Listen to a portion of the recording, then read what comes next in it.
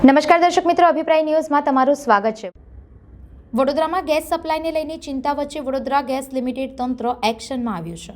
તંત્રના જણાવ્યા મુજબ શહેરમાં ઘરેલું અને કોમર્શિયલ ગેસનો પુરવઠો પૂરતો ઉપલબ્ધ છે અને ગ્રાહકોએ ચિંતા કરવાની જરૂર નથી। વડોદરા ગેસ લિમિટેડ દ્વારા અંદાજે 3.5 લાખ ગ્રાહકોને પાઇપલાઇન મારફતે પીએનજી ગેસ સપ્લાય કરવામાં આવે છે। તાજેતરમાં પીએનજી ગેસ કનેક્શન માટે લોકોમાં ભારે રસ જોવા મળી રહ્યો છે। છેલ્લા એક અઠવાડિયામાં 400 નવી અરજીઓ મળી છે, જ્યારે 1500 જેટલા લોકોએ ફોર્મ લઈ ગયા હોવાનું તંત્રએ જણાવ્યું છે।